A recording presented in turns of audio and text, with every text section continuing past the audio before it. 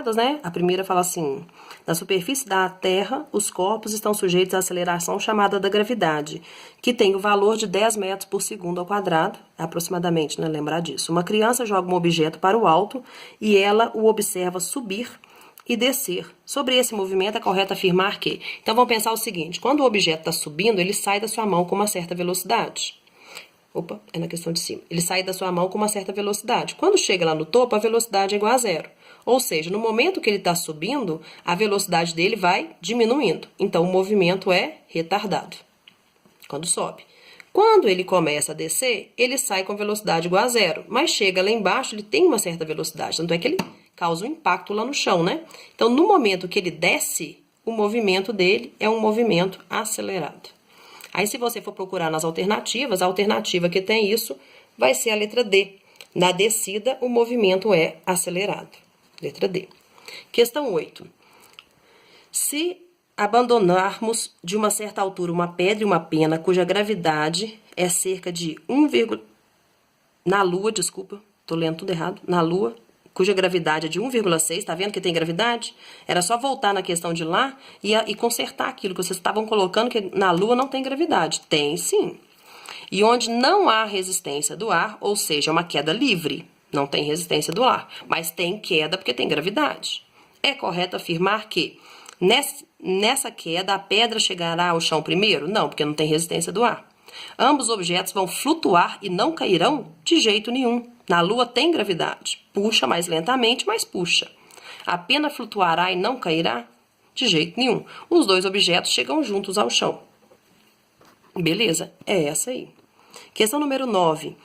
Na queda com resistência do ar, o movimento não é apenas acelerado, pois à medida que a velocidade aumenta, a força de resistência do ar também aumenta até se igualar ao seu peso. Então, no momento que ela começa a descer, tem a força-peso, mas tem também a resistência do ar, né? Então, essa força de resistência do ar, ela aumenta com a velocidade, até que ela fique igual ao peso. Então, nesse momento, é isso que vai falar agora, quando a força de resistência do ar se iguala ao peso, o objeto em queda passa a desenvolver um movimento retilíneo uniforme.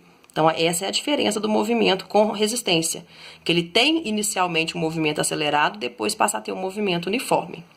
Essa resistência do ar é responsável por fazer uma pedra e uma pena chegarem juntas ao chão? Não, muito pelo contrário, é quando não tem resistência que isso acontece. Fazer com que uma gota de chuva não fure os telhados e as pessoas? Certo. Porque é ela que vai impedir que a velocidade da gota que chega aqui embaixo seja altíssima. Aí ela passa a ter um movimento uniforme a partir de lá de cima, né? Não permitir o ser humano voar? Não, se não tivesse a resistência do ar, como é que o ser humano ia voar? Ele empurra o ar, o ser humano nem voa, na verdade, né? Mas ele empurraria o ar para baixo, por exemplo, e o ar empurra... Ele empurra o ar para baixo e o ar empurraria ele para cima. É uma maneira que os pássaros fazem para poder voar, né? Então, eles precisam do ar, inclusive, para poder voar. Permitir a queda dos objetos? De jeito nenhum, ela só atrapalha, né? Nessa de baixo também, muito tranquilo, é saber a definição de peso normal, tensão, força de atrito. Lembrar que peso é uma força que a Terra faz, né? Puxando todos os objetos para o centro da Terra. Então, essa é a força peso. A força normal é uma força de apoio, ou seja, uma força que aparece toda vez que tem superfície de apoio. E ela sempre forma 90 graus com a superfície. A tensão, força feita por uma corda. Então, imagina você ter uma corda e um objeto preso nela. Tem sempre uma força feita pela corda, no sentido da corda, que eu vou chamar de tensão ou tração, tá? Que é essa força aqui de baixo.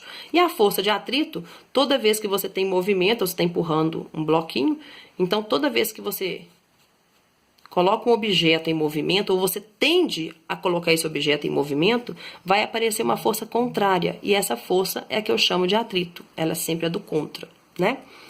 E a última questão da prova, salvo engano, foi uma das questões também daquela lista, né? Deixa eu dar uma lida para ver se é.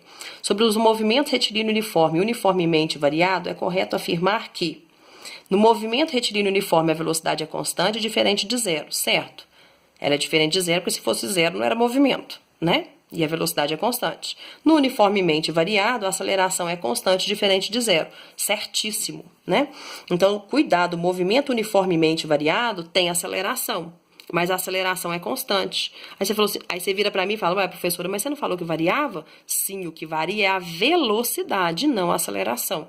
A aceleração é que faz a velocidade variar. Se tem aceleração, tem variação de velocidade.